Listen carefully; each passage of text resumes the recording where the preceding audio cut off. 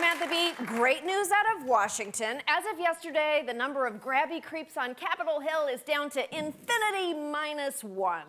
Michigan Congressman John Conyers retiring immediately in the face of those allegations of sexual harassment. And if the Democratic women of the Senate have anything to say about it, it's about to be infinity -2. Several female Democratic senators are now calling on their Democratic colleague Al Franken to resign over the sexual harassment allegations against him. Great job, Democrats. You really showed that Democratic lawmakers will not tolerate a predator with more than 6 harassment allegations against them. 7 strikes and you are out, probably. But while Democrats had an impressive week of near-human decency, Republicans were doubling down on their worst dude. On the other side of the aisle, the Republican Party is closing ranks behind Roy Moore's Senate bid exactly 1 week before his election. Why would you go all in on an alleged sexual predator? That's like betting all your chips on a jack and a 3 and an alleged sexual predator. That's not even the right number of cards.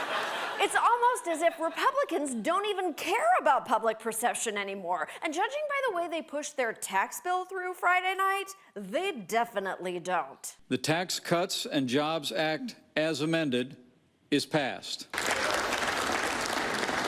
Yay! We just screwed over a bunch of people while they were sleeping, or as the kids are calling it, the Congressional Cosby. The bill, which mostly rewards corporations and the 1%, is called the Tax Cuts and Jobs Act, which is a pretty deceptive title. I mean, sure, tax cuts and jobs are technically involved, but it'd be like if Nabokov titled Lolita, Heroic Good Man Mentors Young Girl, which is coincidentally also what Roy Moore's next memoir will be called. Democrats have plenty of reason to be upset. This bill is like a bunch of mean girls got together and said, how can we write a burn book that clearly states exactly who we like and we don't like, but then also make it a tax plan? First, the girls did some nice little favors for their friends. If you own a private jet, well, the Senate bill has a tax break related to the storing and maintenance of private planes. The House did keep this one a tax break for golf course owners, but maybe the biggest giveaway to the rich is the estate tax. Anyone inheriting estates worth less than $11 million won't have to pay the tax.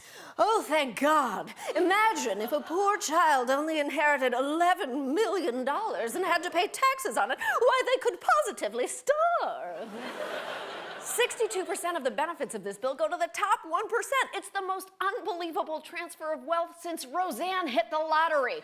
Now, I am not saying Republicans look down on poor people. Republican Senator Chuck Grassley is saying that. I think not having the estate tax recognizes the people that are investing as opposed to those that are just spending every darn penny they have, whether it's on booze or women or movies.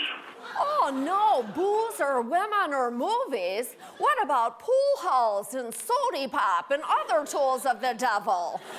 You know, of course, there are some differences between the House and Senate versions of the tax bill. The House burn book just calls everyone a slut, while the Senate burn book calls them sluts and takes away their health care. The biggest difference between the two bills, however, is likely the Senate's repeal of the Obamacare individual mandate. The Congressional Budget Office estimates this would lead to 13 million more uninsured Americans by 2027. And premiums are expected to spike 10% as a result. Aw, chin up, Obamacare recipients. If you die because you can't afford health care, at least you can leave up to $11 million to your kids.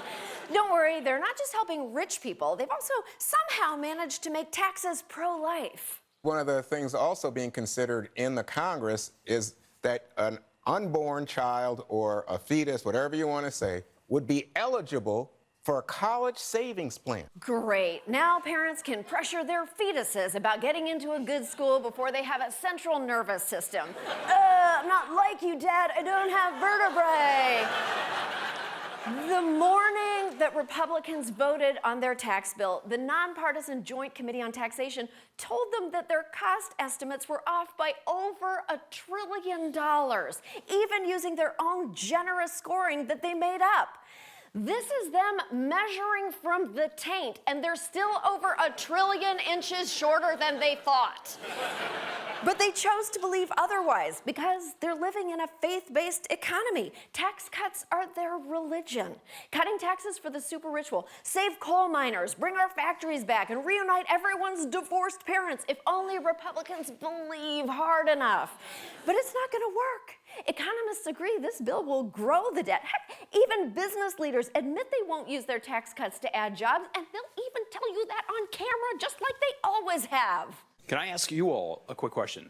If the tax reform bill goes through, do you plan to increase investment, your company's investment, capital investment? Just a show of hands, the tax reform goes through? Okay. Why aren't the other hands up? Why aren't the other hands up? Wow, we found the one time privileged white guys are able to keep their hands to themselves. We'll be right back.